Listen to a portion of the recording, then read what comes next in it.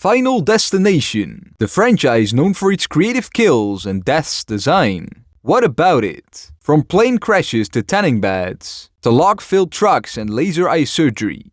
Today we will dive into the full history of the franchise where death always gets the last laugh. Let's get into it! Please help your favorite average movie guy get to 1,000 subscribers by subscribing right now.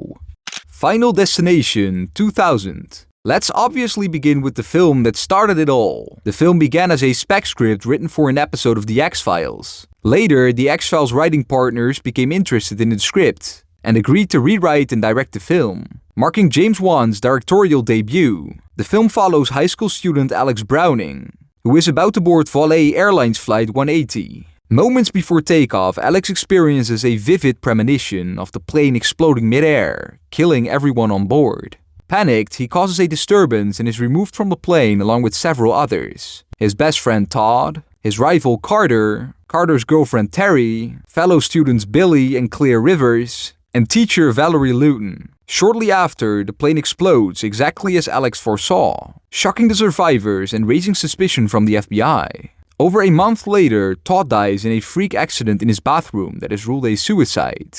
Alex becomes suspicious and he and Claire break into a funeral home to examine Todd's body, where the mortician William Bloodworth, played by the legendary Tony Todd, cryptically explains that death has a plan and the survivors have disrupted it. Soon after, Terry is suddenly hit and killed by a speeding bus. Alex investigates the crash and realizes that death is claiming the survivors in the order they would have died on the plane. Despite his efforts, he's too late to save Miss Luton, who dies in a gruesome chain reaction involving an exploding monitor, fire, and falling knives. Alex warns the remaining survivors, but Carter, angry and reckless after Terry's death, drives onto a train track in an act of deviance. He changes his mind at the last second and Alex saves him just before a train smashes the car, sending debris flying and killing Billy. Alex realizes that by intervening, he's changed the order and is now Death's next target. To protect himself and the others, Alex hides in a remote cabin but remembers he switched seats before the flight, and that Claire is actually next. He rushes to save her, which he does. 6 months later, Alex, Claire, and Carter travel to Paris, believing they've escaped death. However, as they discuss the events, signs emerge that the danger isn't over.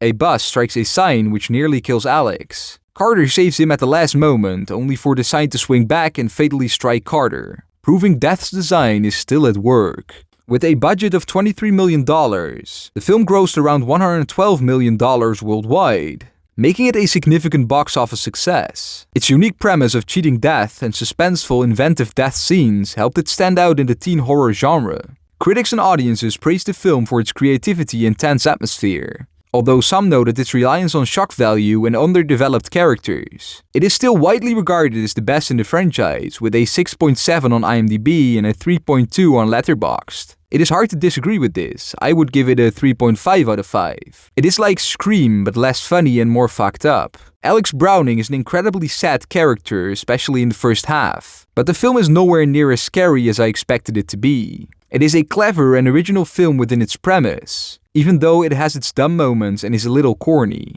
However, I found another film in the franchise to be somewhat better, but we will get to that. Alex, you've already done that by walking off the plane. Final Destination 2, 2003. 3 years later, the franchise returned, now directed by David R. Ellis, with 2 characters returning and diving deeper into the intricacies of Death's design. 1 year after the explosion of Flight 180, college student Kimberly Corman has a premonition of a massive highway pileup caused by a logging truck while on her way to spring break. She panics and blocks the entrance ramp, inadvertently saving several strangers from the crash, including a lottery winner Evan, a mother and son Nora and Tim, a businesswoman Kat, a stoner Rory, a pregnant woman Isabella, a teacher Eugene, and a state trooper Burke. Moments later, the pileup occurs just as she foresaw, and although her friends are killed, Kimberly is saved by Burke. After the survivors are questioned by the police, Death begins targeting them one by one, just as in the first film. Evan dies first in a bizarre accident involving a fire in his apartment and a failing fire escape ladder. Fearing something supernatural, Kimberly seeks out Claire Rivers, the last survivor of Flight 180, who has voluntarily checked herself into a psychiatric hospital for safety. Claire warns Kimberly that death is still pursuing those who escaped, and is now coming for them in reverse order of how they would have died in the pileup. Tim is the next victim, killed by a falling window pane after a dental appointment. Kimberly, Burke, and Claire visit mortician William Bloodworth, who returns from the first film. He cryptically tells them that only new life can defeat death. The group interpret this to mean that the birth of Isabella's baby might break the cycle, so Burke orders her into protective custody. As the group tries to regroup at Burke's apartment, Nora is decapitated in a freak elevator accident. Eugene, overwhelmed, tries to kill himself but fails, suggesting it's not yet his turn. On their way to find Isabella, the group crashes in a farm accident. Kat becomes pinned in the car and is impaled when their airbag deploys. Her death sets off a chain of events that results in Rory being sliced apart by a flying barbed wire fence. Eugene is gravely injured and taken to the hospital. Kimberly later has a vision involving Dr. Kalergian, leading her to believe Isabella is in danger. She and Claire rush to the hospital, but after Isabella safely gives birth, Kimberly realizes Isabella was never in danger. Her death was never part of the original sequence.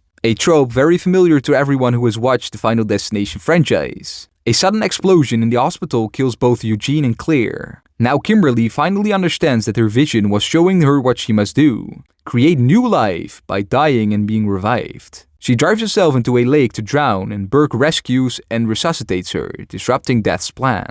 In the final scene, Kimberly and Burke are having a peaceful picnic with Kimberly's father and the Gibbons family. They learn that young Brian Gibbons had been saved by Rory during the accident. Just as they realize Brian might have cheated Death, a barbecue grill explodes, killing him, reminding them that Death never truly lets go. Final Destination 2 was a smaller financial success, grossing around $90 million worldwide on a $26 million budget. Critics gave it mixed to negative reviews, criticizing the shallow characters, predictable formula, and weak dialogue. Audiences responded more positively, especially praising the film's inventive and intense death scenes, suspense, dark humor, and expansion of the franchise mythology. It is now regarded as the second best film in the franchise, with a 6.2 on IMDb and a 2.9 on Letterboxd. I don't really agree with this sentiment. For me, it was a 2.5 out of 5 and the second worst in the franchise. You again get entertainment value and fun kills, however it weirdly enough is way more convoluted than the first. The connections to the previous film ended up being very dumb and illogical. While the addition of new life stopping death is cool, in general I really had no clue what was going on by the end. The group of characters as a whole might be slightly better, but I felt that it worked more when they had a pre-existing connection like in the first film. What? There's gonna be a huge accident. We're all gonna die, I just saw it. Final Destination 3, 2006. Again 3 years later, the franchise returned, with James Wan returning to direct and now featuring no returning characters, but still having a connection to the previous two films. In the film, high school senior Wendy Christensen visits an amusement park in Pennsylvania to celebrate graduation with her boyfriend Jason, best friend Carrie, Carrie's boyfriend Kevin, and several classmates. While about to ride the roller coaster, Wendy has a disturbing premonition of a deadly crash. She warns others and manages to get several people, including Kevin, Ashley, Frankie, Lewis, Ian, and Aaron off the ride. However, Jason and Carrie remain on board and die in the crash, just as Wendy foresaw.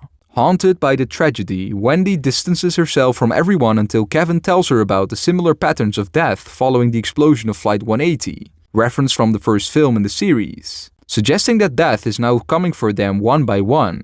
Soon after, Ashley and Ashley die horribly when they are burned alive in tanning beds that malfunction and trap them inside. Realizing the pattern is real, Wendy and Kevin work together to interpret ominous clues hidden in photos Wendy took the night of the roller coaster accident, hoping to prevent more deaths. While stopped at a drive-thru, a runaway truck crashes into Kevin's vehicle, causing its engine to fly out and kill Frankie in a gruesome accident. The next day, they try to intervene at the gym, but Lewis dies when two heavyweights crush his head during a workout. They then visit a hardware store where Ian and Aaron work. A series of mishaps lead to Wendy narrowly saving Ian, but death skips him and takes Aaron instead. She falls backwards onto a nail gun that fires into her head repeatedly. Still trying to identify the remaining survivors from Wendy's photographs, they realize her younger sister Julie and her friend Perry are also in danger.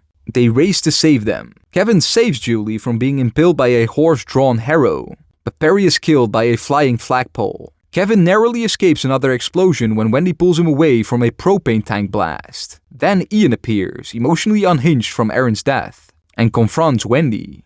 In the chaos, a cherry picker falls and Ian is accidentally killed while trying to threaten her, ironically saving Wendy in the process. 5 months later, Wendy is on a subway train. As she prepares to get off the train, she's surprised to see Kevin and Julie board the same car. Realizing another disaster is imminent, Wendy has a vision of the subway crashing and killing everyone on board. She, Kevin, and Julie desperately try to stop, seemingly without result. Final Destination 3 was again a commercial success, grossing over $118 million worldwide against a budget of around $25 million. Critically, the film received mixed reviews. Many again praised its inventive and gruesome death scenes. However, some critics felt that the plot was formulaic and relied too heavily on the previous film's concepts without adding much new. In general, it is seen as the third or fourth best film in the franchise, with a 5.8 on IMDb and a 3 on Letterboxd. I wouldn't agree with this. For me, it was a 4 out of 5 and my favorite of the franchise. In comparison to 2, 3 is very similar to the first in many ways, but slightly better in my opinion. The film goes back to what worked in 1, a group of mostly classmates who all have a previous connection,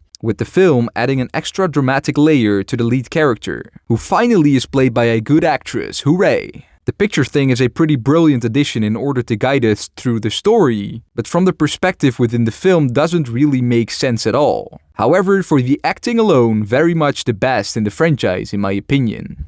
SpongeBob lives underwater. It's so sad that you know that. The Final Destination, 2009.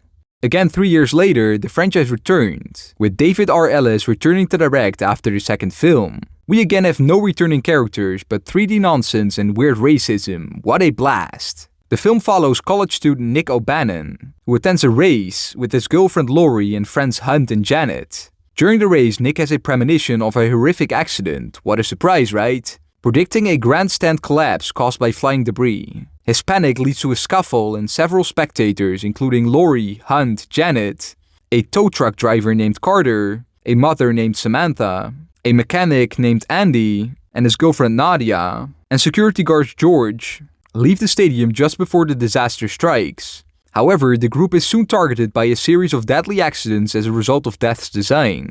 Nadia is first immediately when a stray wheel flies out of the stadium and decapitates her. After the Speedway tragedy, Carter is killed by his own truck in a bizarre chain of events. The next day, Samantha is killed when a rock from a lawnmower strikes her in the eye. Nick begins to suspect that Death is hunting them, and after another death, he and Lori seek help from George. They try to warn Andy, but he is killed by a carbon dioxide tank in his shop.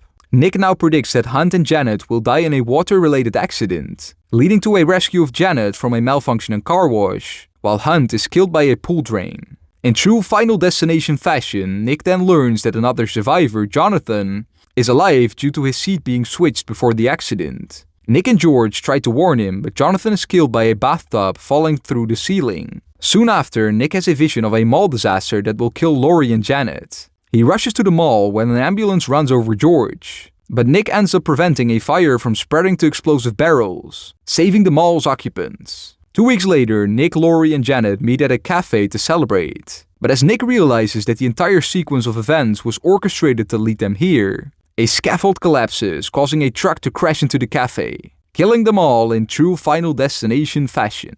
The Final Destination was commercially successful, grossing $186 million worldwide against a $40 million budget, largely due to the 3D format which drew in audiences, making it the highest grossing film in the franchise. However, it received mostly negative reviews, with critics citing its formulaic plot, one-dimensional characters, and reliance on 3D gimmicks over substance. It is now widely and unanimously regarded as the worst of the franchise, with a 5.1 on IMDb and a 2.1 on Letterboxd. To be honest, I can't help but agree, but I would say that the general public is even being kind with these ratings. For me, it was a disastrous 1 out of 5. They use a similar group dynamic to 2, which didn't work for me then and didn't here, but the start of the film is worse. It had the most ridiculous first scene of the franchise. The cars just keep on driving for minutes when people are getting killed. The bad acting is also back after the last installment and is even worse than before. While the film obviously has some extremely awful and stupid 3D effects, and while it's the shortest of the franchise, it really felt the longest. What if us being here right now was the plan from the beginning.